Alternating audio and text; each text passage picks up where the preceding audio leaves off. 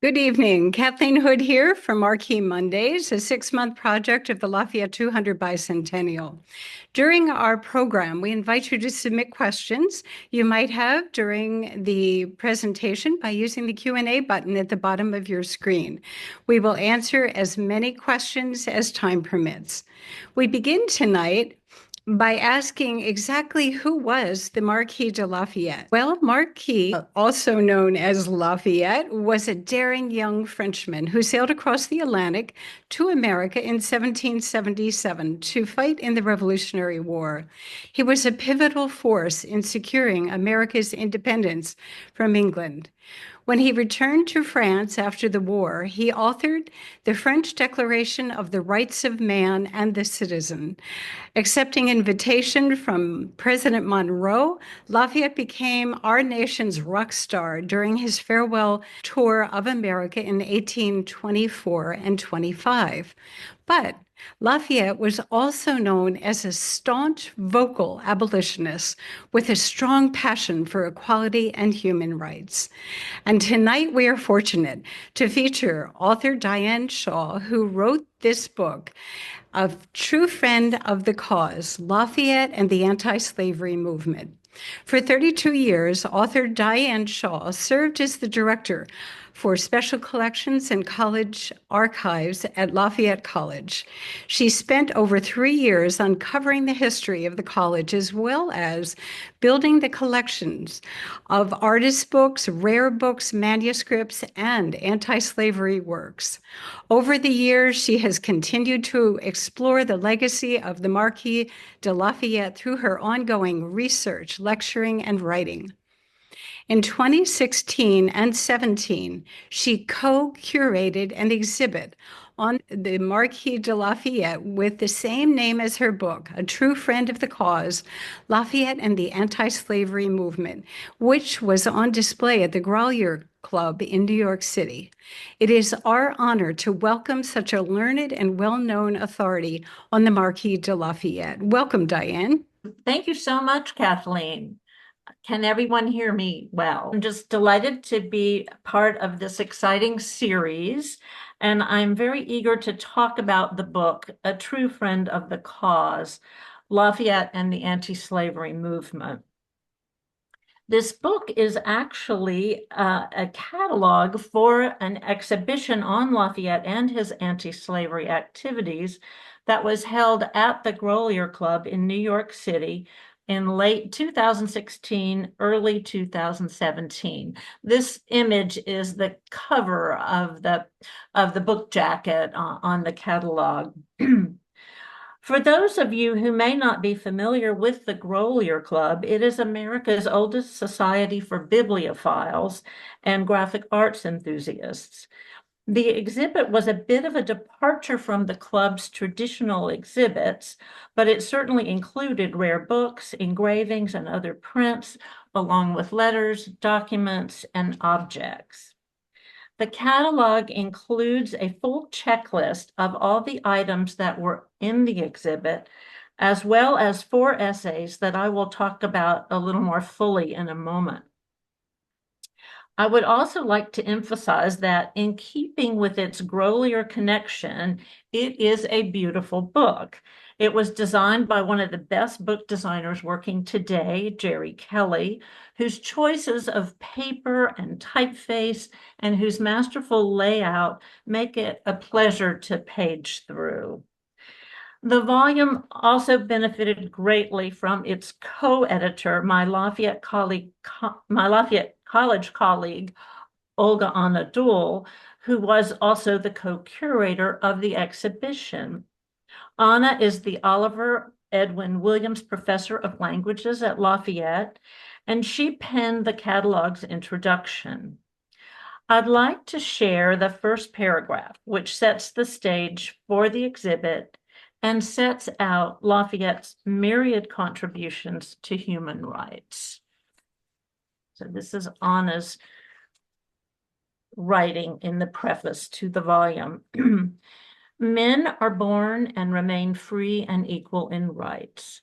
This historic proclamation introduces the Declaration of the Rights of Man and of the Citizen, written in 1789, one of the founding documents of modern democracy.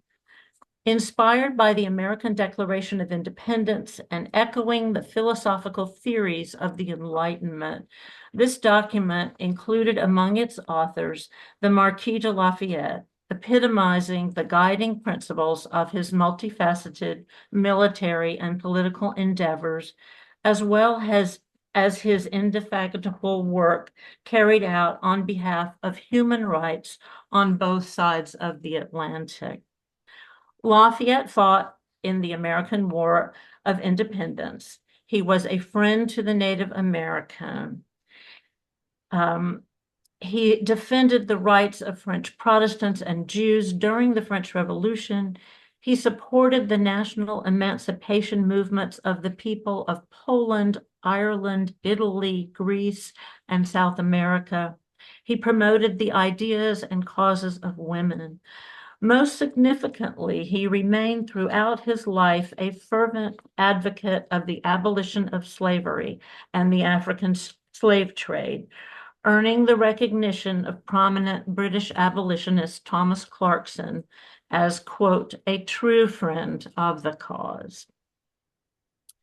Lloyd Kramer, the distinguished Lafayette scholar who is one of the speakers in this series, has suggested that this summation epitomizes the modern understanding of Lafayette in contrast to earlier views.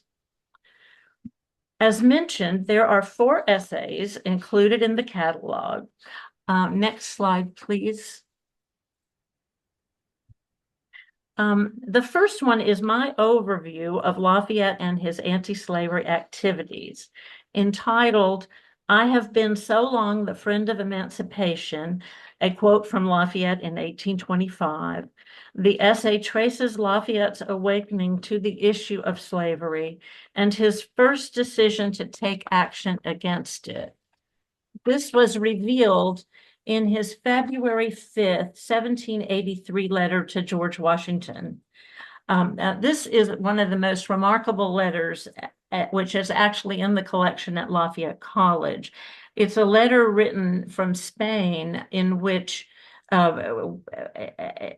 just after Lafayette has learned that the preliminary peace treaty that will end the American Revolution has been signed. So he hired the swiftest boat he could find and wrote letters to his American friends with the news. And in his letter to Washington, he writes the following. "Now, my dear General, that you are going to enjoy some ease and quiet, permit me to propose a plan to you which might become greatly beneficial to the black part of mankind. Let us unite in purchasing a small estate where we might try the experiment to free the Negroes and use them only as tenants. Such an example as yours might render it a general practice, and if we succeed in America, I will cheerfully devote a part of my time to render the method fashionable in the West Indies. If it be a wild scheme, I had rather be mad that way than to be thought wise on the other tack." This letter was included in the exhibition, I'm happy to say. My essay recounts Lafayette's many additional activities to show his support for anti-slavery, including moving forward without Washington on an experiment in gradual emancipation in the French colony Guyane, which is today French Guiana. Lafayette also joined anti-slavery societies on both sides of the Atlantic and developed friendships with noted British abolitionists. It was during the farewell tour that Lafayette made public gestures on behalf of American Blacks. For example, greeting a delegation of Black War of 1812 veterans, shaking hands with each person. Lafayette also visited the African Free School in New York, which was under the direction of the New York Manumission Society. Some 450 students were present on this occasion, and a star pupil, 11-year-old James McCune Smith, offered a greeting on behalf of all. One of my thrills for the exhibition was to be able to borrow the original address written by McCune Smith in beautiful calligraphy from the New York Historical Society. Smith would go on to great prominence as a leading abolitionist and the first African American to earn a medical degree. And Smith would later give Lafayette well-deserved credit for the passage in the National Assembly of the decree of May 15th, 1791, granting rights to the free people of color in the French colonies. The image you are looking at actually shows Lafayette with a person of color from the West Indies who is holding the Declaration of the Rights of Man and the May 15th decree.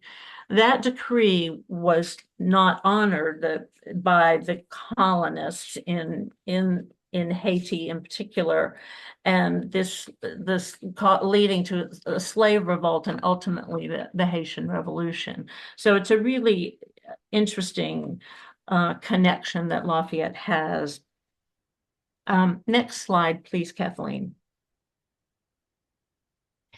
The second essay in the volume is by Laura Arricchio, art historian, vice president and secretary of the Guggenheim Foundation, and author of the 2014 biography, Lafayette Reconsidered. Arricchio's catalog essay deals with the enigmatic painting that was used on the cover of the catalog and is also seen here. Entitled Lafayette at Yorktown, 1782, which is the date of the painting, Transformations and Interpretations. Laura's essay explores the rich history of the portrait by Jean-Baptiste Lapon that belongs to Lafayette College.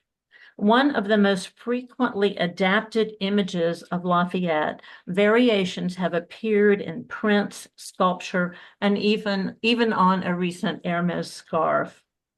Perhaps the most notable adaptation was by Daniel Chester French for his Lafayette Memorial sculpture at the 9th Street entrance to Brooklyn's Prospect Park. Additionally, the identity of the Black man in the painting has been the subject of much interest in recent years. Although Arricchio makes a compelling case that the figure of the groom is a generic one, seen frequently in contemporary military portraits of the period, there have been those who have been eager to identify him as James Armistead, the spy who served Lafayette at Yorktown. The story of James, who never used the surname of his owner, William Armistead, but instead took the surname Lafayette, is a dramatic story. James was a double agent pretending to spy for the British, but instead reporting to Lafayette. It was from James that Lafayette learned that the British would be fortifying at Yorktown. In 1787, Lafayette wrote a testimonial for James that helped him win his freedom from the Virginia General Assembly. Next slide, please. Patrick Villiers, a French naval historian, wrote the third essay in the catalog entitled The Freedom of All the Blacks on the Plantation, Lafayette and His Fight for Emancipation in French Guiana, 1785-1802. Villiers gives us an account of Lafayette's experiment with gradual emancipation on several plantations in French Guiana, beginning in 1785. In fact, this portrait of Lafayette was made about the time that he undertook his Guiana experiment. The artist is Carpentier, and it is in the art collection of Lafayette College. I think it is a very soulful portrait of Lafayette. I'm quite fond of it. Thanks to wonderful loans from Cornell University's noted Lafayette collection, the Grolier exhibition included lists of the enslaved people that were purchased with the properties, as well as correspondence between Lafayette and his wife, Adrienne, with several of the plantation overseers. politics intervened in the project, beginning with Lafayette's capture, imprisonment, and the confiscation of his properties in 1792, the abolishment of slavery in the French colonies in 1794, and its reinstatement by Napoleon in 1802. So the Cayenne, or the slaves in French Guiana, were part of sort of the tug of war going on politically. The final essay by Harvard historian John Stauffer, and we can have the next slide, please, examines Lafayette's influence on American abolitionists, both Black and white. This dramatic and very large, you can't tell how, it's really about maybe 4 feet high, maybe even more. It has a quote attributed to Lafayette, and it was this broadside was likely displayed at John Brown's memorial service at Boston's Tremont Temple in 1859. Stauffer cites numerous examples of Black abolitionists describing Lafayette as a champion of equal rights. James McCune Smith, Lewis Hayden, whom Alan Hoffman talked about in the last author talk, William Cooper Nell, who wrote a history of Black Revolutionary War veterans, and even Frederick Douglass all paid homage to Lafayette. White abolitionists did also, especially Charles Sumner, the senator from Massachusetts, who offered, in Stauffer's words, quote, the fullest expression of Lafayette's legacy and influence on antebellum Black and white abolitionists. So I've tried to keep this short so that we would have a time for questions. I'm happy to take any that you might have, or talk more about the exhibition, whatever you would like. Thanks so much, Diane. And at this time, Diane will entertain questions presented by Debbie Thompson, who is the regent of the DAR Octorara chapter and a member of our Lancaster planning team. Welcome, Debbie. Good evening, everyone. We have 2 questions so far tonight, both from Robert. The first question is, what was the interaction between Lafayette and William Billy Lee, Washington's companion? Did Lafayette ever talk to Washington about Billy Lee, and do you think he influenced Washington to free Billy Lee upon Washington's death? That's really a good question. I don't know the answer to whether Lafayette had interaction with Billy Lee, although because he was seemingly a constant attendant to Washington, that they may very well have met. The interesting question is what kind of influence did Lafayette have over Washington in terms of freeing his slaves? And I would say that he had quite a bit of influence. Washington was not willing to join Lafayette in that experiment, and Lafayette tried that alone. Washington's situation with slavery was complicated. His slaves had intermarried with Martha's slaves, and freeing one group, it would have been really hard to free one group without the other. But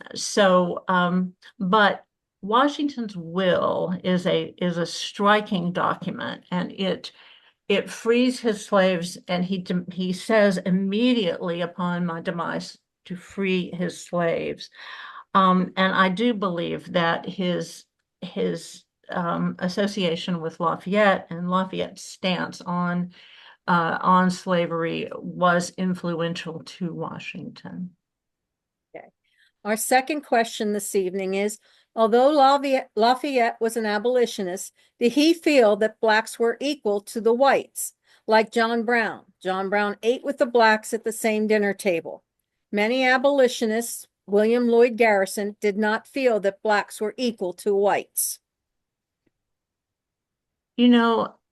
I don't know of an example where Lafayette implies that Blacks are any less equal than whites. I think philosophically, he felt that all men are equal. So, Okay. We have a question this evening from Anne. She wants to know what happened to the materials in the Grolier exhibit.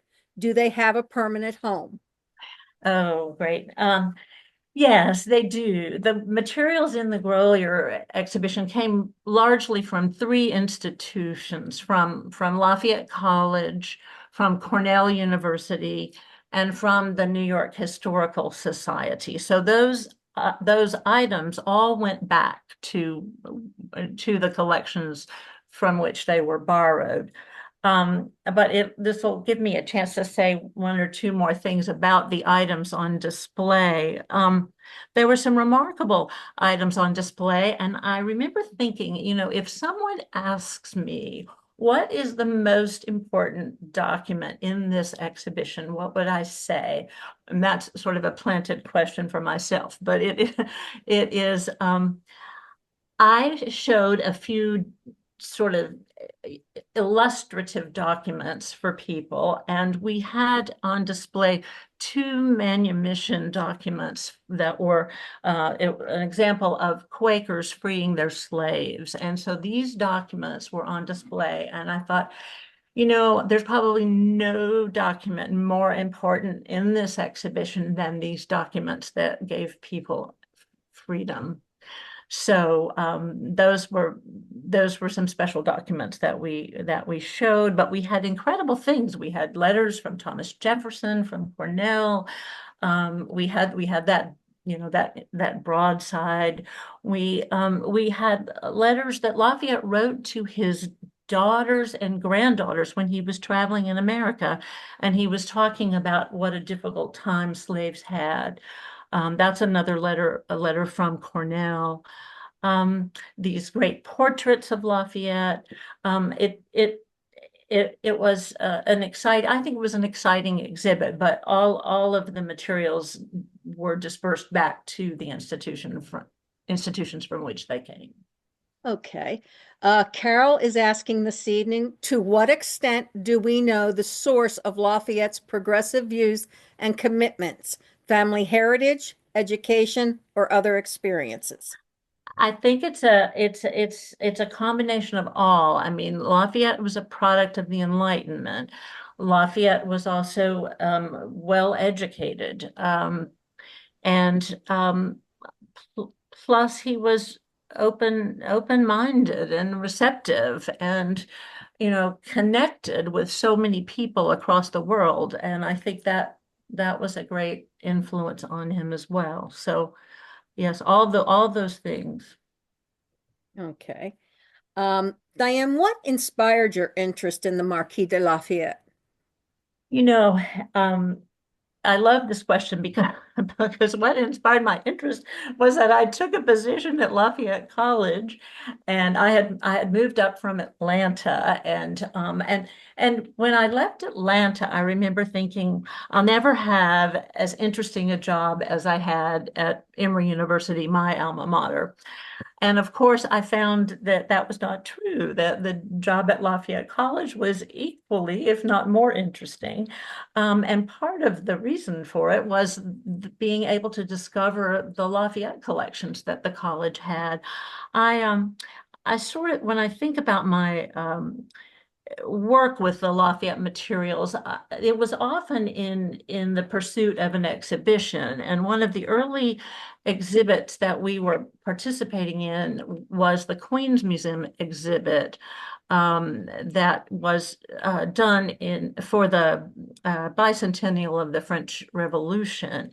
And the curator of that exhibition, Mark Miller, came to Lafayette and spent many hours looking at the materials that we had. And I was able to learn so much from him, watching him go through. And some of these things were scattered in other buildings on campus. So just gathering things up, but seeing what we had and knowing that we had, one of the most significant collections on Lafayette anywhere, the centerpiece of that collection being the 150 letters that Lafayette wrote to George Washington, mostly during the American Revolution. That was a treasure trove not to be equaled. So I had a wonderful time getting to know Lafayette through the wonderful collections that we had.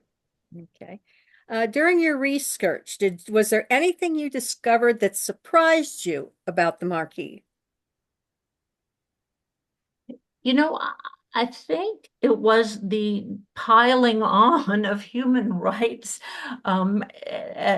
stances that he took. I mean, you know, every time you turned around, he was supporting another very worthy cause, the Protestants who had no rights in France. Native Americans, he was a remarkable friend to Native Americans.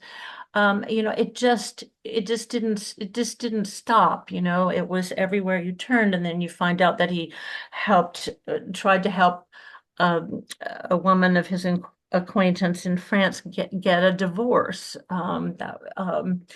that he supported women's causes. He was very supportive of Frances Wright. That's a fascinating story. His women friends, Madame de Stael, really a remarkably open and generous and humanistic human being. Okay. Can you let our viewers for tonight know how they can purchase your book? Oh, yeah. You know, I did look it up. I was hopeful that there would be more availability.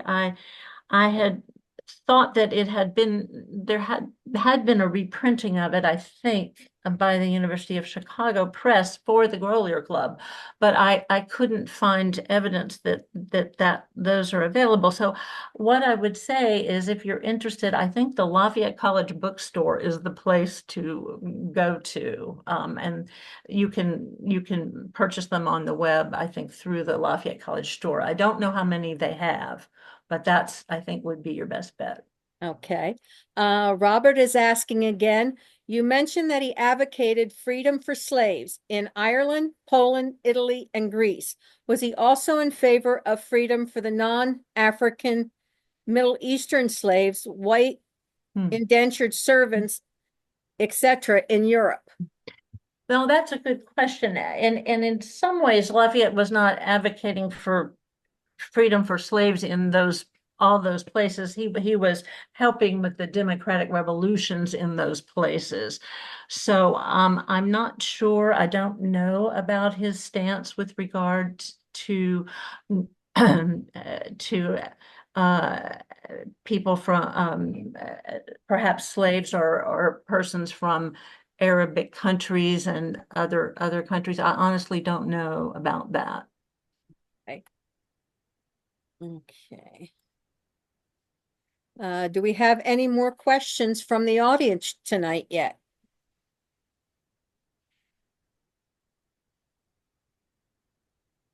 Okay.